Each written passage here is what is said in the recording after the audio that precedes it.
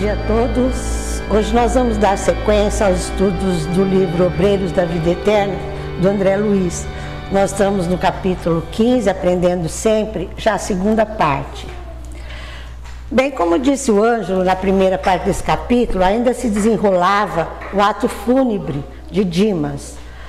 E como a viúva e os filhos choravam lamentosamente, sua mãe então comentou: deplora os sentimentos negativos que se recolhem aos seus entes amados, despercebidos da realidade do espírito.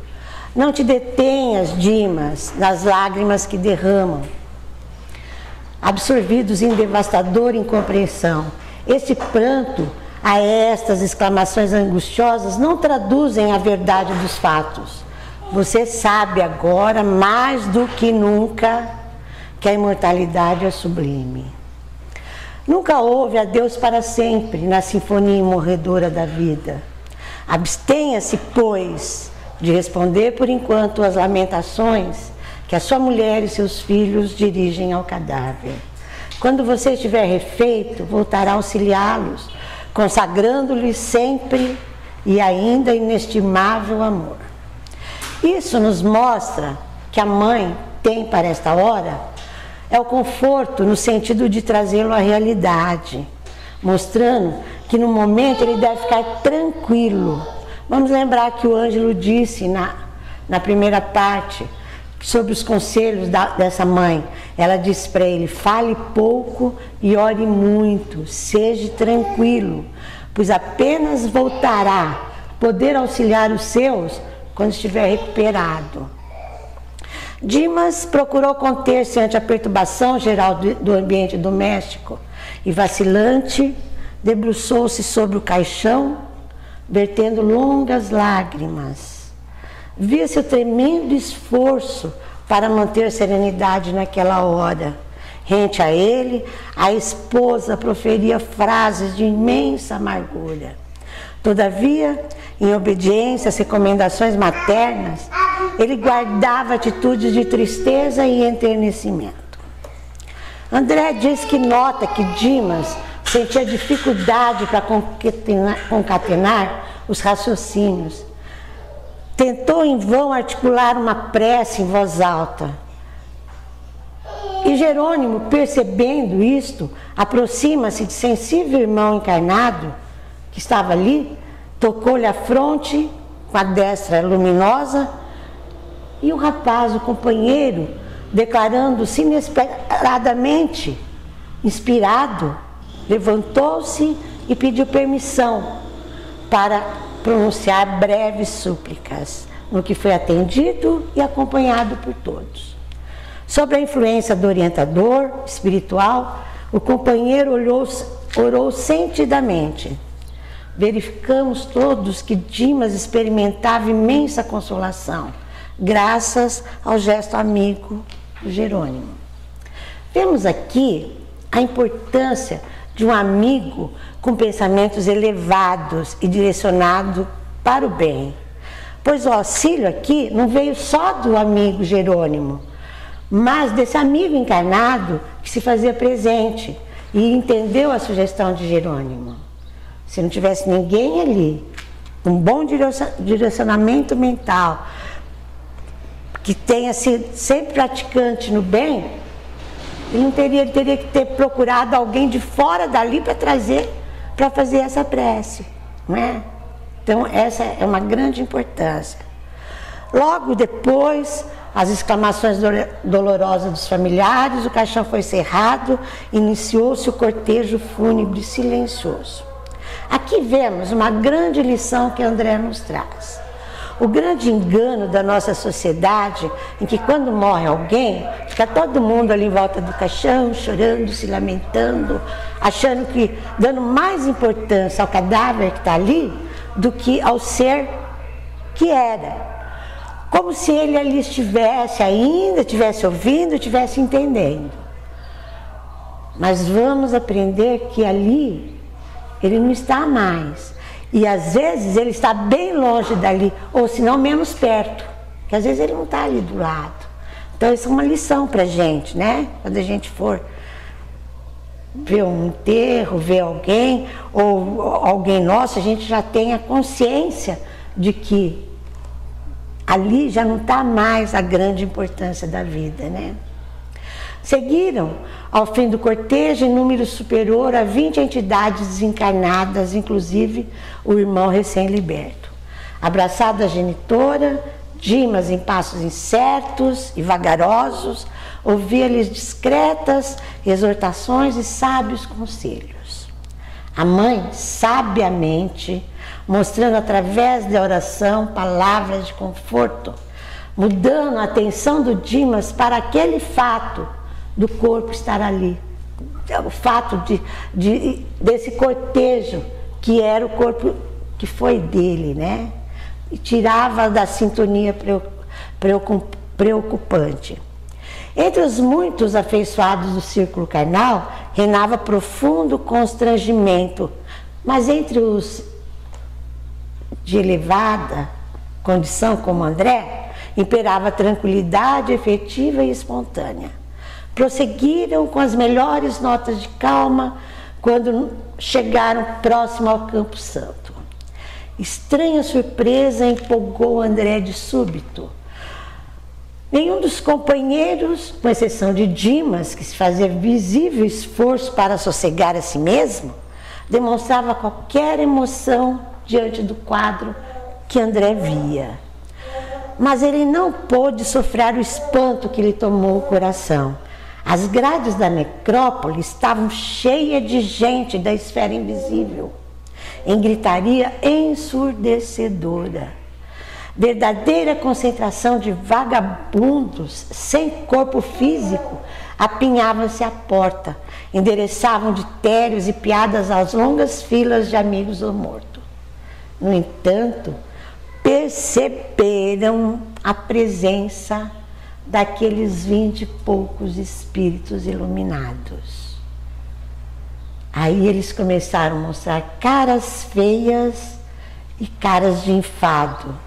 E um deles, mais decidido, depois de se tornar desapontado, gritou aos demais: não adianta, não adianta, ele é protegido. André volta-se preocupado e indaga ao padre Hipólito o que significava tudo aquilo. O padre não se fez de rogado e explicou assim mansamente: nossa função, André, acompanhando os despojos, não se verifica apenas no sentido de exercitar o desencarnado para os momentos iniciais da libertação. Destina-se também à sua defesa. Nos cemitérios, costuma-se congregar-se compacta fileira de malfeitores, atacando vísceras cadavéricas para subtrair-lhes resíduos vitais. Ante a sua estranheza, Hipólito considerou: não é para se admirar. O Evangelho, descrevendo o encontro de Jesus com os endemoniados, refere-se a espíritos perturbados que habitam entre os sepulcros. Reconhecendo a inexperiência de André no trato da matéria religiosa, Hipólito continuou: como você não ignora, as igrejas dogmáticas da crosta terrena possuem erradas noções acerca do diabo, mas inegavelmente os diabos existem. Somos nós mesmos, quando desviados dos divinos desígnios, pervertemos o coração e a inteligência na satisfação de criminosos caprichos. O silêncio dos cemitérios, principalmente em dias comuns, nos enganam muito, pois ali vivem corjas de indivíduos desencarnados, de mau índole, que muitas vezes não tiveram e nem desejaram ter conhecimento de bem viver. E agora sentem-se completamente sem objetivo para melhorarem. Vivem ao léu. E aproveitam para se manterem em sugação de energia dos corpos recém-chegados. André diz: ó, que paisagem repugnante, interrompendo padre. É verdade, concordou. É quadro deveras ascoroso, todavia reflexo do mundo, onde também nós, nem sempre, fomos leais filhos de Deus. A observação satisfaz André integralmente. Entraram. Logo após, aos olhos de André atônimos, Jerônimo inclinou-se piedosamente sobre o cadáver, no caixão momentaneamente aberto antes da inumação. E com passes magnéticos longitudinais, de baixo para cima, extraiu todos os resíduos de vitalidade, dispersando em seguida na atmosfera comum. Aí André nos diz que foi por meio de um processo indescritível na linguagem humana, porque inexiste comparação análoga para que inescrupulosos entidades inferiores não se apropriem deles. Completada a curiosa operação, André teve sua atenção voltada para gemidos lascivantes, emitido em zonas diversas daquela moradia respeitável, agora semelhante a vasto necrotério de almas. Jerônimo entrara em conversação com vários colegas, enquanto a maioria de companheiros encarnados, em obediência à tradição, atiravam a clássica pazinha de cal ou poeira sobre o envoltório entregues à profunda cova. Isso nós não vemos mais no dia de hoje, não é? Onde hoje os cemitérios, a maior parte, já não são mais os enterros já não são mais sob a terra, e sim sobre a terra, né? Talvez isso ainda exista em alguns cemitérios assim de cidadezinha, longe dos grandes centros, né? Porque nos grandes centros, eu tive a experiência de ver, por exemplo, em Porto Alegre, cemitérios são diversos andares. Então, meu marido foi enterrado no 4º andar. Quer dizer, essa explicação dele aqui já era no tempo que ele, tanto que ele escreveu esse livro há 70 e tantos anos atrás, né? Mas André, continuando aqui, André impressiona-se com soluços que ouvia em sepultura próxima, e ele foi irresistivelmente levado a uma observação direta. Sentada sobre a terra fofa, infeliz mulher desencarnada, aparentando aproximadamente 36 anos, mergulhada a cabeça nas mãos, lastimando-se em tons comoventes. André, compadecido, toca-lhe a espada e interroga: o que sente, minha irmã? O que sinto? Grita ela, fixando em André aqueles grandes olhos de louca. Não sabe? Oh, senhor, chama-me de irmã. Quem sabe poderá me auxiliar para minha consciência torne a si mesma. Se é possível, ajuda-me. Ajuda-me por piedade.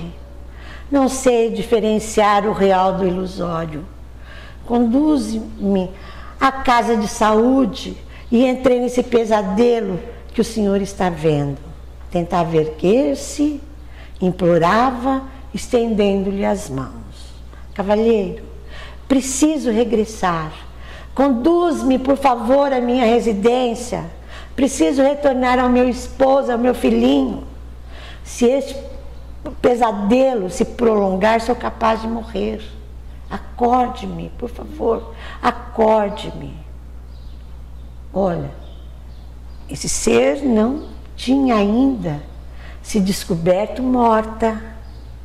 Ela está sentindo seu corpo, que já está em estado de putrefação, mas não, mesmo assim, não quer aceitar, pois o que deseja é continuar vivendo como até então tinha estado. Pobre criatura, exclama André, distraído de toda a curiosidade, em fase da compaixão que o triste quadro provocava. Ignorava que o seu corpo voltou ao leito de cinzas. Não poderá ser útil ao esposo e ao filhinho em semelhantes condições de desespero. Olhou-me angustiada, como a fazer-se em ataque de revolta inútil. Mas antes que explodissem rugidos de dor, André diz a ela: já orou, minha amiga? Já se lembrou da previdência divina?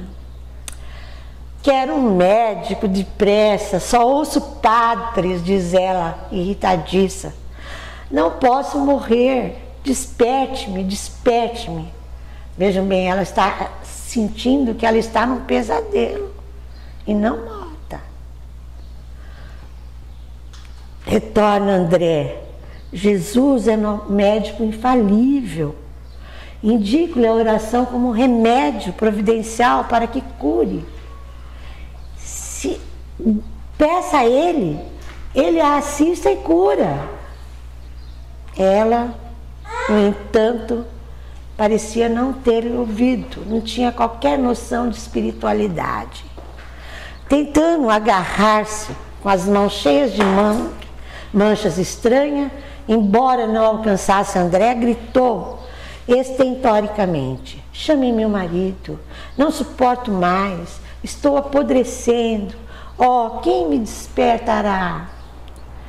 Da fúria aflita passou ao choro humilde, ferindo a sensibilidade de André, que compreende então que a desventurada sentia todos os fenômenos da decomposição cadavérica.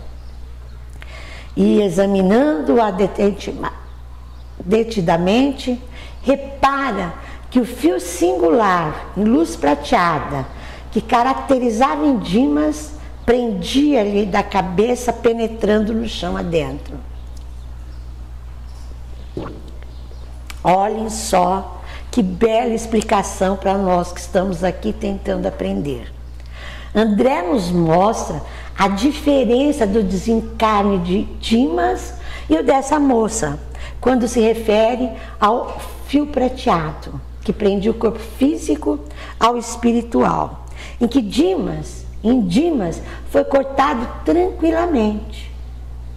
E nessa menina ainda continuava preso, pois a mesma não conseguia se livrar dos antigos pensamentos. André ia adverti-la de novo, recordando-lhes recursos sublimes da prece, quando de si aproxima-se uma simpática figura de trabalhador, informando-lhe espontânea bondade: meu amigo, não se aflinja. A advertência não lhe saiu bem aos ouvidos. Como não se preocupar com essa infortunada mulher que se declarava esposa e mãe? Como não tentar arrancá-la à perigosa ilusão? Não seria justo consolá-la, esclarecê-la? Não conteve a série de interrogação? E longe do rapaz que vinha auxiliá-lo, respondeu tranquilamente: compreendo a estranheza. Deve ser a primeira vez que frequenta um cemitério como este. Falta-lhe experiência. Quanto a mim, sou do posto de assistência espiritual à necrópole. Desarmado, com a serenidade do interlocutor, André renova a primeira atitude, reconhece o local, não obstante repleto de entidades vagabundas, não estava desprovido de servidores do bem. Aqui vemos outra lição para nós, que todos os cemitérios têm seu posto de assistência espiritual, que não é somente residência de espíritos desordeiros e maldosos. Muita gente tem medo de ir no cemitério, né? Eu, por exemplo, não gosto de ir. Eu não vou a cemitérios, dificilmente vou. Mas isso aqui esclarece a gente, né? Que não é só uma orla de desocupados, de espíritos de baixo nível que estão lá. Existe também assistência espiritual. Quer dizer que a gente pode estar, desde que a gente esteja com os bons pensamentos, a gente estará protegido também, né? E ele começa a explicar: somos 4 companheiros apenas, prosseguiu o informante. E, em verdade, não podemos atender a todas as necessidades aparentes do serviço. Creia, porém, que zelamos para a solução de todos os problemas fundamentais. Apesar do nosso cuidado, não podemos, todavia, esquecer o imperativo de que sofrimento benéfico para todos aqueles que venham dar até aqui, após deliberado desprezo pelos sublimes patrimônios da vida humana. Atingiu o sentido oculto das explicações, nos diz André. O cooperador queria dizer, naturalmente, que a presença ali de malfeitores ociosos desencarnados se justificava em face do grande número de ociosos e malfeitores da crosta terrena.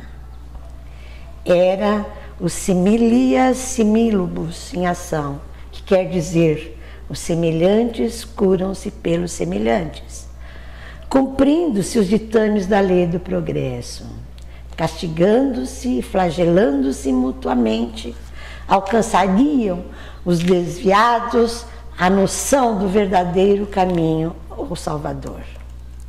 André fita a infeliz moça,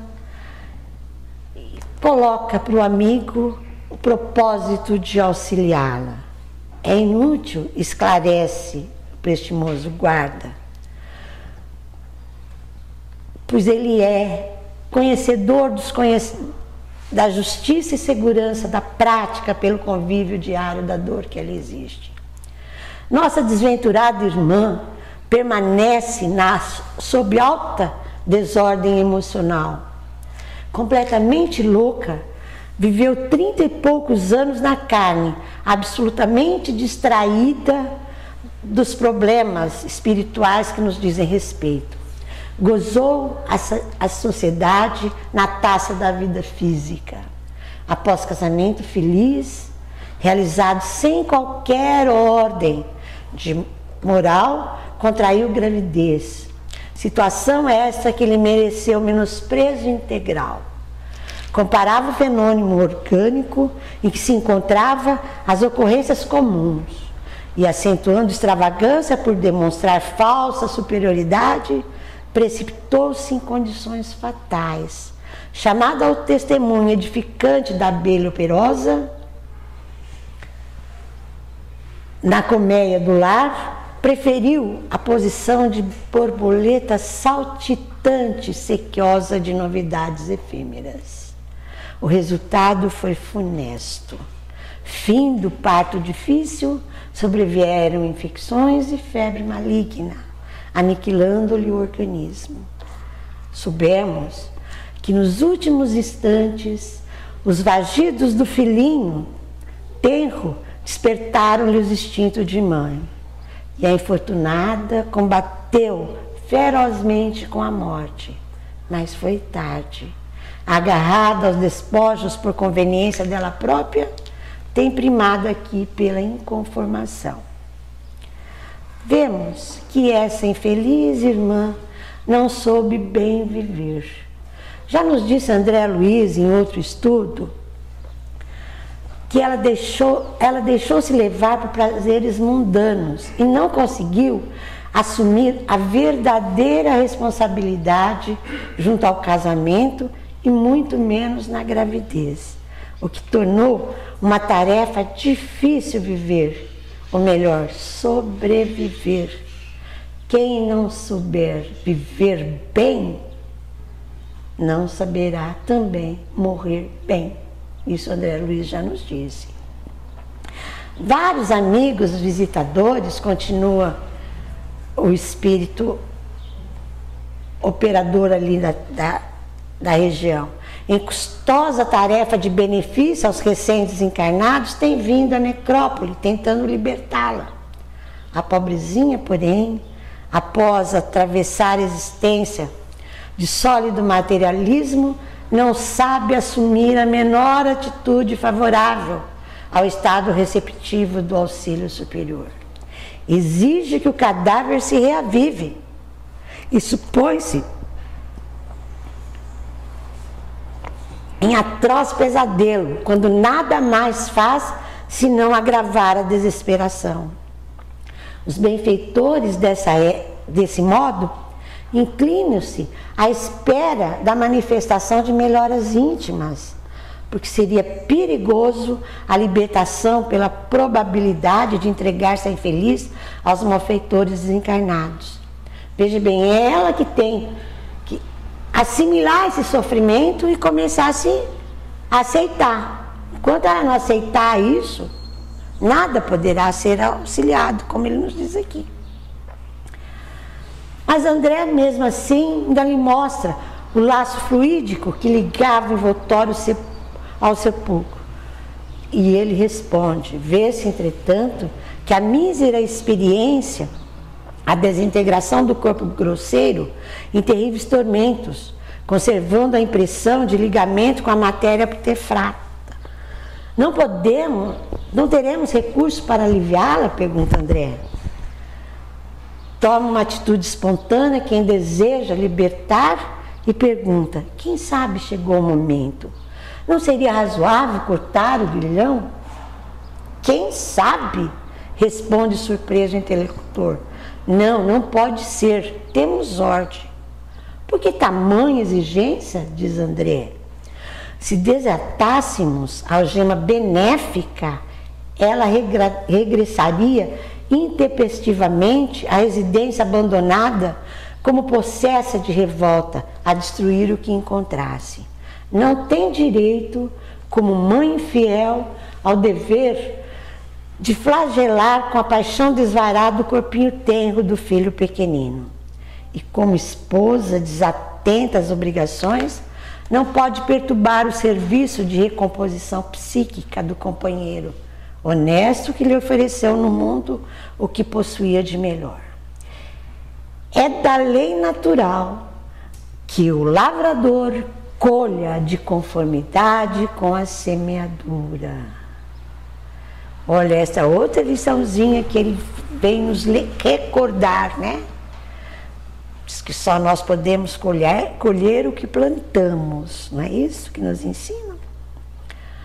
Quando acalmar as paixões vulcânicas que lhe consomem a alma, quando humilhar o coração voluntarioso, de modo a respeitar a paz dos entes amados que deixou no mundo, então será liberada e dormirá sono reparador em instância de paz que nunca falta à necessidade, às bênçãos de Deus. Isso nos mostra que as coisas não são como a gente quer, como a gente pensa aqui que tem que ser, né? Pois nessa vinda a essa encarnação, nós assumimos diversas responsabilidades e que devemos cumpri-las. Se não fizermos, teremos grandes dificuldades. Para isso, nós contamos com a maneira de sabermos fazer escolhas para bem viver. No caso dessa nossa irmã, não soube distinguir que a vida melhor é a disciplinada. Então, vamos nos disciplinar, não é? Tanto que André nos diz: a lição era dura, mas lógica. A infortunada criatura, alheia à nossa conversação, prosseguia gritando qual demente hospitalizado em prisão dolorosa. André tenta ampliar a sua observação, mas o servidor chamou a outras zonas de onde partiriam gemidos estridentes. São vários infelizes na vigília da loucura, disse calmo. E mostrando um velhote desencarnado de cócoras sobre a própria campa, acrescentou: venha e escute-o. André acompanha seu novo amigo e repara que o sofredor mantinha-se igualmente em ligação com o mundo. Ai, meu Deus, dizia, quem me guardará o dinheiro? Quem me guardará o dinheiro? Observando a aproximação, rogava súplice: quem são? Querem roubar? Socorrem-me, socorrem-me.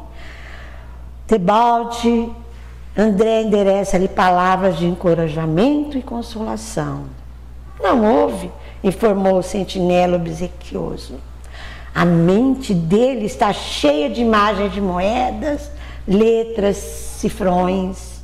Vai demorar-se bastante na presente situação. E como vê, não podemos, em sã consciência, facilitar-lhe a retirada, porque iria castigar os herdeiros e maltratá-los diariamente. Mais uma liçãozinha para nós.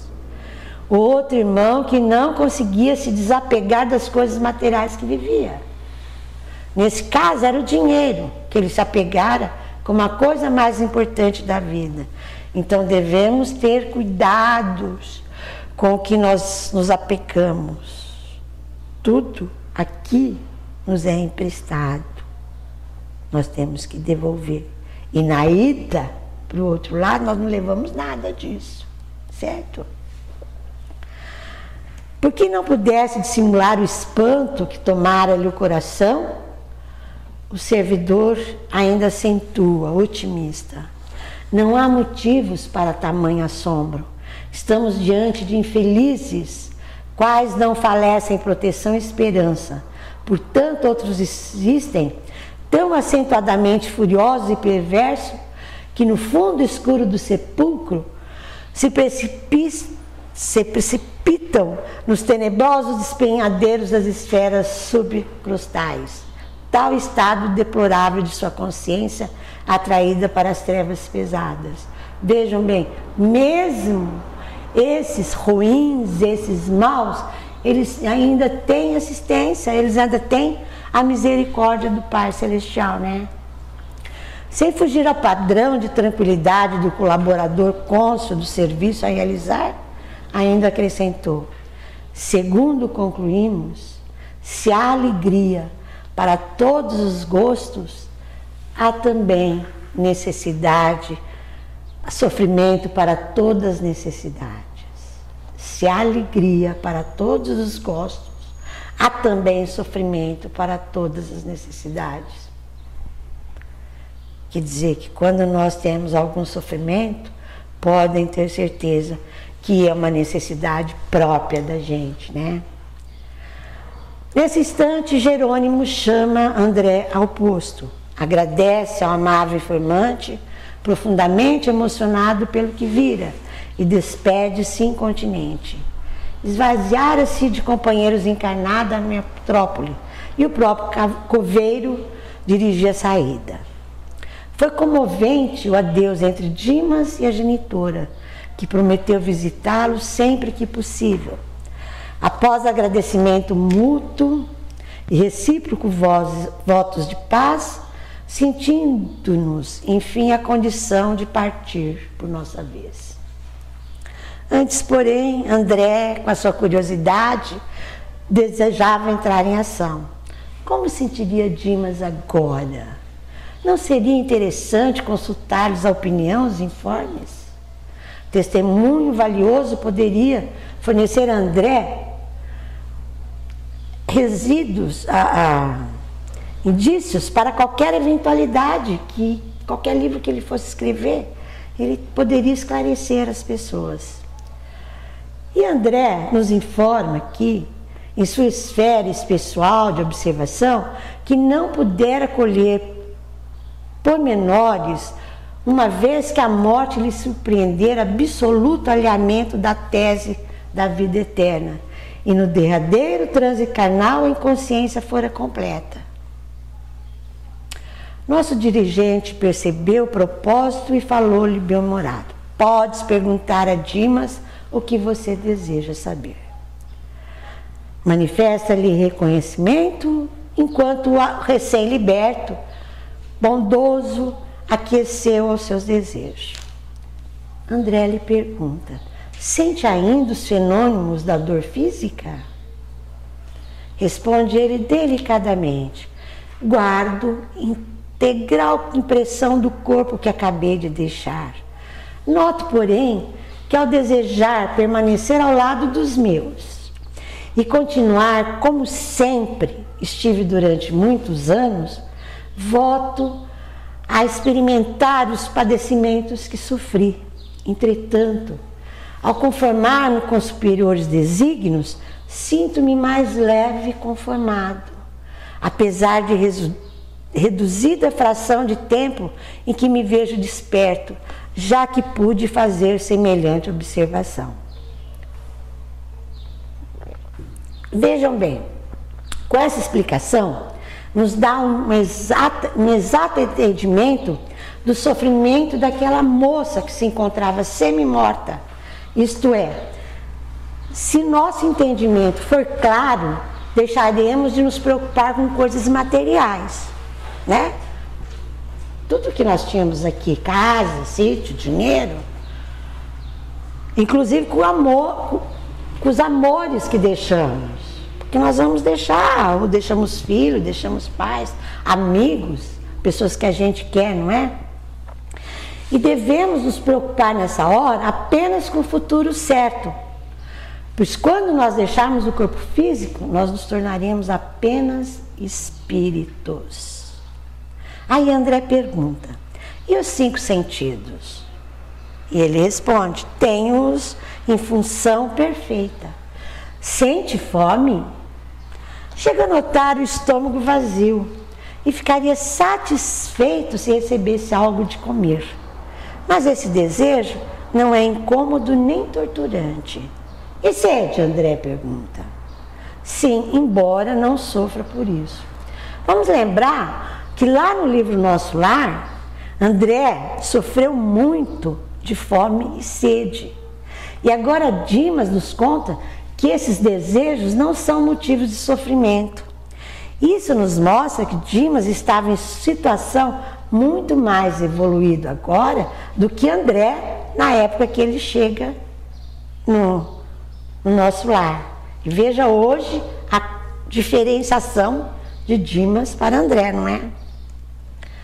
André ia continuar curioso o inquérito, mas Jerônimos desarma e lhe diz: você pode intensificar o relatório das impressões quando deseja, interessado em colaborar na criação de técnicas descritivas da morte. Porém, de que não se verificam 2 encarnações rigorosamente iguais. O plano impressivo depende da posição espiritual de cada um. Sorrimos todos ante os impulsos de André, juvenis de saber, e amparando Dimas carinhosamente, efetuaram satisfeito a viagem de volta. Para encerrar, vamos nos atentar para o fato que não existe 2 desencarnações iguais, embora os motivos terrenos tenham aparências idênticas. Ah, foi um acidente de carro, morreram todos. Caiu o avião, morreu 300. Mas cada um per si, considerando-se a vivência individual. Portanto, é imperioso que nos dedicamos ao bem fazer, para o bem viver, inclusive nos ligarmos aos bons espíritos, principalmente aos de luz, que nos trazem tanto bem. E isso é possível, sim, com a constância do Evangelho do Lar, nunca nos esquecermos das preces, as orações e os bons atos, assim, nos ligarmos aos amigos que virão nos auxiliar, tanto aqui agora, como nos momentos derradeiros de nossa existência terrestre. Obrigada.